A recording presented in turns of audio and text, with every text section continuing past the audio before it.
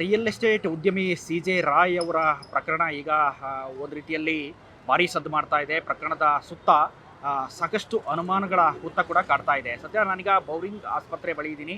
Bowring ಆಸ್ಪತ್ರೆಯಲ್ಲಿ ಸಿ.ಜೆ. ರಾಯ್ ಅವರ ಮರಣೋತ್ತರ ಪರೀಕ್ಷೆ ಆಗ್ತಾ ಇದೆ. ಇನ್ನು ಉದ್ಯಮಿ ಸಿ.ಜೆ. ರಾಯ್ ಅವರ ಆತ್ಮಹತ್ಯೆ ಹಿಂದೆ ಈಗ ಭಾಳಷ್ಟು ಅನುಮಾನ ಕಾಡ್ತಾ ಇರೋದ್ರಿಂದ ಬೆಂಗಳೂರು ಪೊಲೀಸರು ಪ್ರಕರಣವನ್ನು ಅತ್ಯಂತ ಗಂಭೀರವಾಗಿ ಪರಿಗಣಿಸಿದ್ದಾರೆ. ಮತ್ತು ವಿಶೇಷ ತಂಡ ಕೂಡ ಈ ತಂಡಕ್ಕೆ ಕೂಡ ತನಿಖೆ ಹಸ್ತಾಂತರ ಆಗುತ್ತೆ.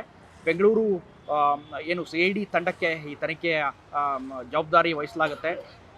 ನಿನ್ನೆ ಸುಮಾರು ಬೆಂಗಳೂರಿನ ಕಾನ್ಫಿಡೆಂಟ್ ಗ್ರೂಪ್ನಲ್ಲಿ ಈ ಒಂದು ಆತ್ಮಹತ್ಯೆ ಪ್ರಕರಣ ಆಗುತ್ತೆ. ಆತ್ಮಹತ್ಯೆ ಹಿಂದೆ ಅನುಮಾನದ ಹುತ್ತ ಅಂತಲೇ ನಾನು ಈಗಾಗಲೇ ಹೇಳ್ತಾ ಇದ್ದೆ. ಅದ್ರ ಬಗ್ಗೆ ಪೆನ್ ಟು ಪೆನ್ ಎಕ್ಸ್ಪ್ಲೈನನ್ನು ನಿಮಗೆ ಮಾಡ್ತಾ ಹೋಗ್ತೀನಿ. ಮರಣೋತ್ತರ ಪರೀಕ್ಷೆ ಹೇಗೆ ನಡೆಯುತ್ತೆ ಏನಂತಂದರೆ, ಈಗಾಗಲೇ ಮರಣೋತ್ತರ ಪರೀಕ್ಷೆ ಆರಂಭಗೊಂಡಿದೆ.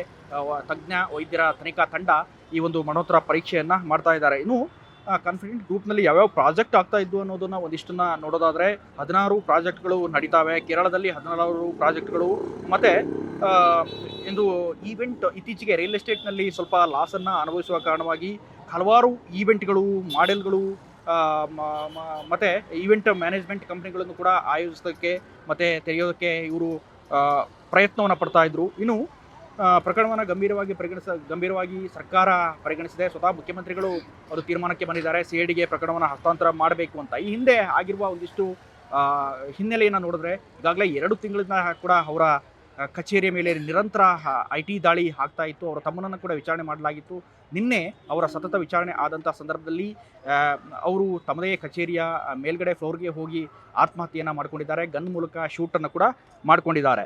ಇನ್ನು ಅಶೋಕ್ ನಗರ ಪೊಲೀಸರು ಈ ತನಿಖೆಯನ್ನು ನಡೆಸ್ತಾ ಇದ್ದಾರೆ. ಅಶೋಕ್ ನಗರ ಇನ್ಸ್ಪೆಕ್ಟರ್ ನೇತೃತ್ವದಲ್ಲಿ ತನಿಖೆ ನಡೀತಾ ಇದೆ. ಆತ್ಮಹತ್ಯೆ ಹಿಂದೆ ಭಾಳಷ್ಟು ಅನುಮಾನ ಇರೋದರಿಂದ ಸ್ವತಃ ಸೀಮಂತ್ ಕುಮಾರ್ ಸಿಂಗ್ ಅವರು ಪ್ರಕರಣದ ಮೇಲುಸ್ತುವಾರಿಯನ್ನು ವಹಿಸಿಕೊಂಡಿದ್ದಾರೆ. DG and IG ಸಲೀಂ ಅವರು ಕೂಡ ಹೆಚ್ಚಿನ ಮಾಹಿತಿಯನ್ನು ಪಡೆದಿದ್ದಾರೆ. ಇನ್ನು ಅಂತ್ಯಕ್ರಿಯೆ ಇದೆಲ್ಲ ಹೇಗೆ ನಡೆಯುತ್ತೆ ಅಂತ ನೋಡೋದಾದರೆ, ಸದ್ಯ ಇವತ್ತು ಅವರ ಡೆಡ್ ಬಾಡಿ ಬೌರಿಂಗ್ ಆಸ್ಪತ್ರೆಯಲ್ಲಿ ಇರುತ್ತೆ. ನಾಳೆ ಅವರ ನಾಳೆ ಇಲ್ಲಿಂದ ಕ್ಯಾಸಾಗ್ರ್ಯಾಂಡ್ ಅಪಾರ್ಟ್ಮೆಂಟ್ಗೆ ಅವರ ಮೃತದೇಹವನ್ನು ಒಯ್ಯಲಾಗುತ್ತೆ. ಅದಕ್ಕಿಂತ ಮೊದಲೇ ಕೋರಮಂಗಲದಲ್ಲಿರುವ ಕಾನ್ಫಿಡೆಂಟ್ ಗ್ರೂಪ್ಗೆ ಅವರ ಮೃತದೇಹವನ್ನು ಅಲ್ಲಿ ಇಡಲಾಗುತ್ತೆ. ಅಲ್ಲಿ ಇಟ್ಟ ನಂತರ ಕೋರಮಂಗಲದಿಂದ ಅಲ್ಲಿ ಅಂತಿಮ ದರ್ಶನಕ್ಕೆ ಹಲವಾರು ನಟನಟಿಯರು, ಗಣ್ಯರು, ರಾಜಕೀಯ ಧುರೀಣರು ಎಲ್ಲರೂ ಕೂಡ ಆಗಮಿಸುವಂಥ ಸಾಧ್ಯತೆ ಇದೆ. ಕ್ಯಾಮರಾ ಪರ್ಸನ್ ನಂದೀಶ್ ಜೊತೆ ಜಗದೀಶ್, ಸುಮನ್ TV, ಬೆಂಗಳೂರು.